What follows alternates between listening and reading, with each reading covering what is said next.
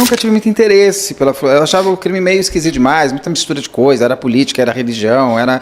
Então eu me dei uma afastada, não era um crime que me interessava tanto como me interessavam os outros.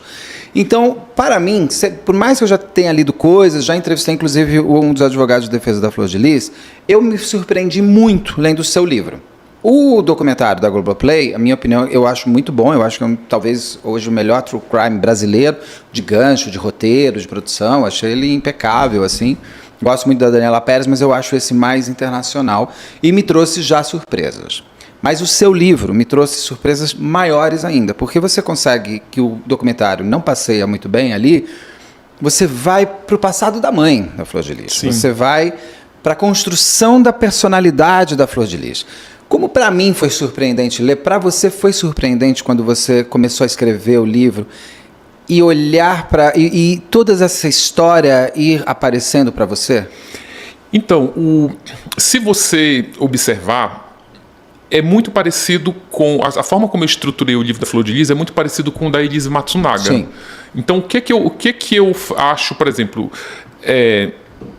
Esses crimes, eles são midiáticos. O leitor ele já tem uma enxurrada de informação. Todo mundo sabe o que a Elise fez, o que a Suzane fez, o que a Flor de Lis fez. A condenação acompanha o julgamento, principalmente na Flor de Lis, que o livro praticamente fechou após a sentença. Tem um julgamento no livro. Você precisou esperar, Precisei esperar. Ele ia sair sem o julgamento. Mas como o julgamento foi antecipado, aí a gente resolveu esperar, para ele sair quente, né, para ele sair definitivo. Até porque tem questões editoriais ali que eu não podia chamar ela de assassina, ela era acusada. Então tive que eu reescrevi uns 3 capítulos do livro por conta do resultado da sentença. Como todo mundo sabe quem é a Flor de Lis, o que ela fez, a engenharia que ela montou para matar o marido, eu precisei rebobinar para ir para o passado dela. Porque a Elise Matsunaga, eu não fiz isso no livro da Suzane, eu te confesso que eu me arrependo, porque o livro não traz os pais. Quem são os pais da Suzane? Ninguém sabe. Sim. Ninguém sabe qual é a biografia dos pais. Da Elise Matsunaga, eu já trouxe isso. Você vê o perfil da mãe dela completo. E muito da mãe dela, o perfil da mãe dela diz muito quem é a Elise. Porque se você for ver a personalidade criminosa da Elise, começa a ser desenhada pela mãe. A mãe transforma a Elise nessa pessoa fria, capaz de se prostituir e capaz de matar e esquartejar o marido. Sim.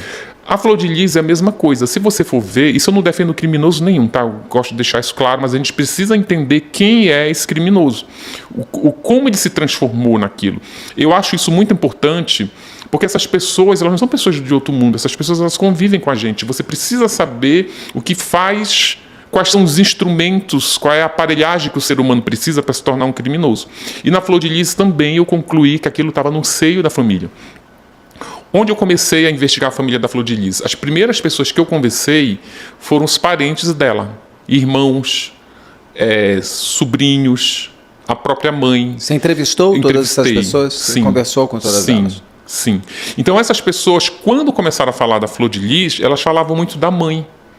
E aí eu fui conversar com a mãe começou a me contar umas histórias muito absurdas que, assim, eu achava como jornalista as histórias sensacionais, porque jornalista gosta de história interessante, história envolvente, histórias cheias de reviravoltas e tal, mas eu comecei a não acreditar na mãe, porque eu achava as histórias muito fantásticas, assim, sabe, de um realismo fantástico, porque ela falava de feitiçaria, falava de bruxaria, falava de iniciação, falava do ritual, como ela mudou de nome, que o nome dela é Calmosina, mas ela teve que trocar por Carmosina, porque, segundo ela, Deus, quando conversava com ela, usava a palavra, o nome Carmosina. Aí, quando eu comecei a duvidar muito das histórias da mãe, que ela falava de um acidente, não sei se você lembra, o livro tem um acidente muito grave, muito... Do pai dela, do pai da Flor de Lis. Sim. Aquele acidente é cinematográfico. Exatamente, dizima uma banda praticamente inteira, banda gospel. Em 2 acidentes... Cara, ela me contou aquela história, eu falei, não, peraí, isso agora é demais pra... Aí eu fui pesquisar como ela falou que o acidente tinha sido na Dutra, e eu lembrei que um ex-presidente tinha morrido na Dutra. O Juscelino Kubitschek. Aí eu fui, isso tem que estar registrado na imprensa. Aí eu fui atrás dos jornais, do Jornal do Brasil, eu fui no Jornal o Globo, peguei arquivos da televisão e tava, cara, a história Exatamente aquela. Não só exatamente aquela, como um pouquinho a mais, sabe? Ela me contou uma parte, aí eu consegui a outra parte. Fui atrás de sobreviventes da Kombi que contaram, cara, o pior que ela tinha previsto, porque o marido dela, né, que a história é assim, o marido, ela diz pro marido não viajar que ele vai morrer no acidente. E ele debochava dos poderes, dos supostos poderes de previsão da mãe. E a mãe diz, olha, poucas pessoas têm a oportunidade de se despedir de alguém porque não sabe quando vai morrer. Então, já que você quer ir, pelo menos se despeça das suas famílias. Ele continuou não indo e o cara acabou morrendo. Não, e a morte é assim, a Kombi bate. Bom, eu não vou dar spoiler porque vale muito a pena ler isso no livro. Mas quando terminou, eu fiquei assim, falei, gente, isso daqui já é um filme. Tipo aquele Premonição. Sim. Sabe aquele Premonição 1, Premonição 2? Eu não vi, mas eu imagino. Tem uma coisa assim, porque é catastrófico. Sim. O começo é sempre catastrófico. Aquilo é início de um filme de premonição. Ainda mais. Porque o acidente é dividido em duas partes, né? Que ela previu. E ela explica. E ela previu. A mãe da Flor de Lis prevê tudo. Sim, ela explica que aí o acidente acontece em duas partes.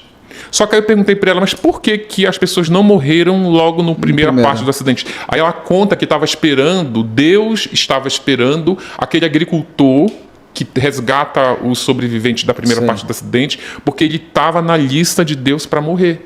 Então, por isso que... Só que quando ela me contou isso, eu não tinha lido na imprensa. Quando eu fui ler na imprensa, que eu vi inclusive o nome do agricultor, eu falei, quer saber, eu vou voltar nessa mulher, que agora eu vou investir nessa mulher, porque essa mulher, ela dá um caldo.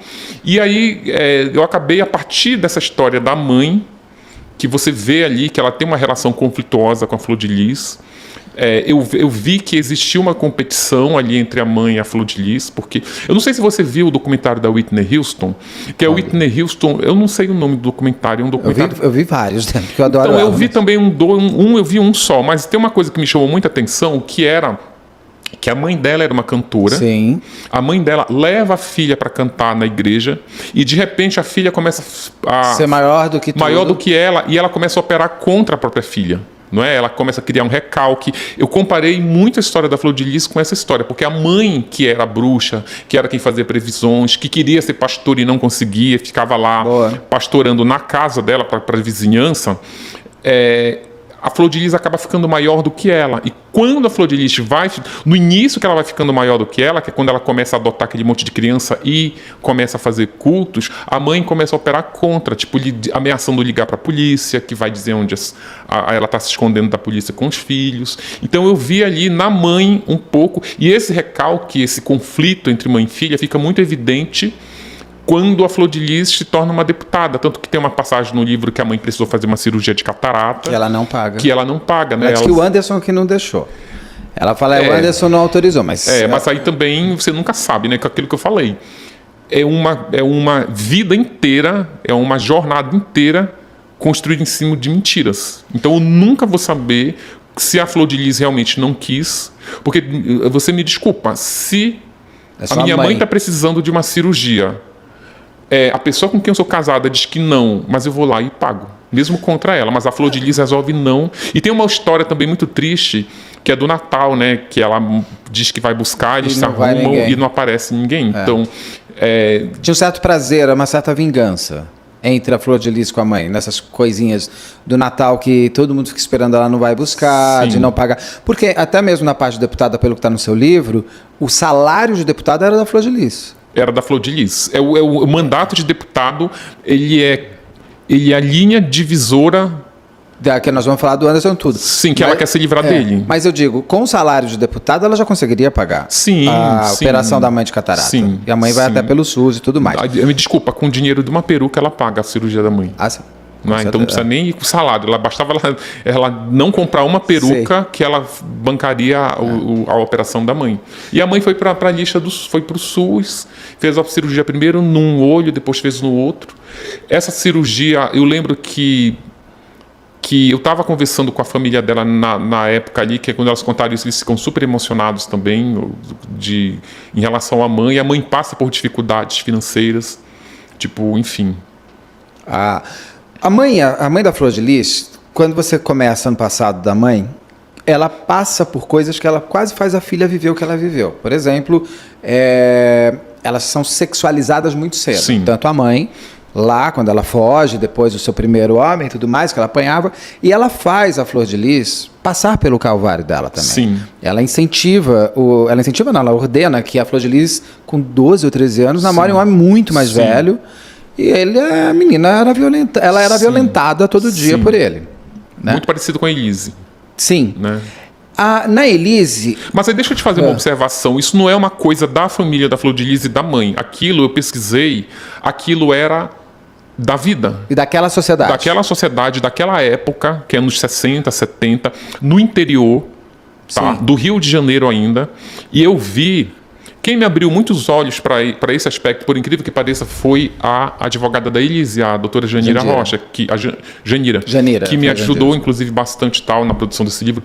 E ela, quando eu comentei isso com ela, ela disse, Ulisses, nessa época, as crianças eram hipersexualizadas muito cedo. Aí eu fui atrás de antropólogos, eu fui atrás de sociólogos, que eles dizem isso mesmo, mas a forma como os pais, os avós da Flor de Lis, tentam se livrar dos filhos, ou seja, da mãe incluído, você vê ele praticamente, ele era bem de vida, né? Os avós, ele era capitão de fazenda, que era um gerente de jagunços, e na hora que ele compra umas terras, ali ele perde essas terras, e quando chega a pindaíba na família, para ele se livrar das dívidas, do problema financeiro, ele começa a oferecer os filhos, né, para forasteiros. Então, era muito da época isso, muito da época. Eu sou de Belém, então eu morei em Belém durante muito tempo. Eu via isso, que algumas pessoas da minha geração já eram... iniciavam a vida sexual muito cedo. Tipo, isso é muito dos rincões, assim, dos lugares mais distantes, dos lugares onde o poder público é rarefeito, que você não tem ali um conselho tutelar atuante. Não, concordo com você. Isso era, era algo que eu ia até comentar, que infelizmente não foi só com ela, isso era da vida daquela organização, vamos chamar assim, daquela sociedade que se reorganizava ali. Mas a Flor de Lis, quando ela sofre, é uma violência, por mais que seja normal, naquele local, é uma violência, uma menina de 12 anos, com um homem muito mais adulto que ela, tinha 20 e poucos anos. E a mãe, né? A Flor de Lis também, ela não tem um namorado que é quase praticamente o primeiro sexo dela, muito cedo. Por isso que eu digo que a mãe repete na filha aquilo que ela aprendeu, vamos dizer assim. Sim. Em que ela diz que o homem, tem uma frase bem forte, que ela diz que o homem demonstra amor batendo, né? Naquele só bate quem ama, né? É mais ou menos quando você... que tem umas coisas assim, quando a mulher vai reclamar com a mãe, fala assim, não, mas eu preciso me separar, ele me bate. Ela falou, mas ele não bebe. Né? Não, qual é o problema ela diz... Não, isso, eu digo assim, as pessoas em geral falam assim, não, mas ele não bebe, ele chega em casa todo dia, o que você está reclamando que ele está te batendo? É mais ou menos o que ela fala. E tem outra também que ela fala assim, mãe, ele tá me batendo, o sexo é muito violento, eu sofro. Ela diz, minha filha, tu acha que teu pai nunca me bateu? Aí ela diz assim, não, eu nunca vi. Pois é, você nunca viu, não quer dizer que eu não apanho. É que eu apanho na cama, quando a gente está transando. E o homem, ele bate na cama como uma demonstração de amor. Ou seja, a violência sexual. E o livro... Que a Flor de Lis repete isso já na reta final do julgamento, né? Que ela é sufocada pelo Anderson com travesseiro. Exatamente. Por incrível que pareça, as pessoas duvidam da Flor de Lis, muito em função das mentiras todas. Mas por incrível que pareça, eu acredito muito por ter pesquisado a origem dela. Isso que a gente está contando explica muito por que ela era sufocada com travesseiro e achava aquilo normal. Se a mãe contava aquilo para ela... Sim. A sexualização, o livro é muito sexual. Porque a vida da Flor de Lis é muito sexual, do Anderson. É uma coisa ela assim. Tem uma energia sexual muito forte. É forte. Não, eu estava lendo do lado do Aru, eu falei, mas meu Deus do céu, as pessoas. É muito banho, é muito isso. Ela se torna uma pessoa hipersexualizada ou ela era uma ninfomaníaca mesmo? Eu acho que ela. Esse termo ninfomaníaco, ele é uma coisa muito da literatura do cinema. O termo correto é transtorno compulsivo sexual. Tem um outro nome lá, mas enfim, que é o que o Marcos Matsunaga tinha. Sim, ele era um tarado, o famoso tarado. Pois é, como uma patologia, eu não conseguiria afirmar aqui que ela porque precisa de né, um especialista e tal, para cravar que ela era ninfo, que ela tinha esse transtorno, que ela tinha uma compulsão sexual. O que eu sei, que a pesquisa me mostrou, é que ela tem uma energia sexual muito aguçada, muito forte. Nisso a Suzane tem também. Sabe, e isso faz com que as pessoas se tornem vítimas de abuso, porque às vezes a pessoa está emanando uma energia sexual que ela não tem nenhum domínio daquilo. Sabe aquela história da mulher que bota uma mini saia e fica super sensual, com uma energia sexual muito forte, mas isso não quer dizer que ela está disponível para ser violentada? Então eu acho que isso que acontece não só na Flor de Lis, como acontecia na mãe também, que era... Eu vi as fotos da mãe, ela era muito assim também, com uma energia sexual muito forte. Tem uma história muito interessante que eu não vou poder dizer quem me contou, nem lógico, quem. Mas a gente igual.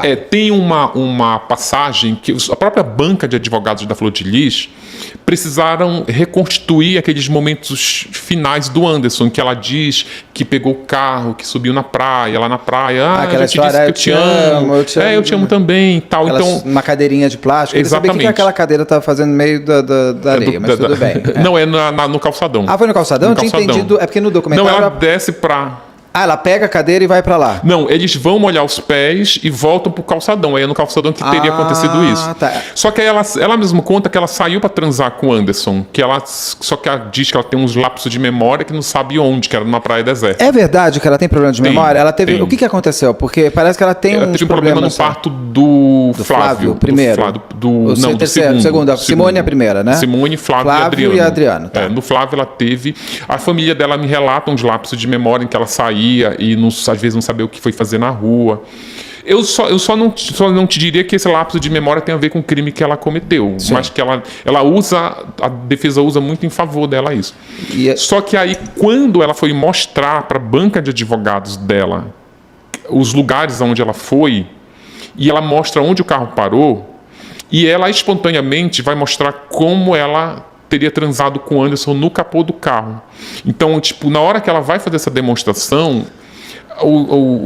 os advogados que estavam acompanhando ali ficaram impressionados com a sensualidade dela, que estava emanando naquele momento, sendo que tu estava ali falando de um crime. Era praticamente uma reconstituição dos últimos momentos dela com o Anderson.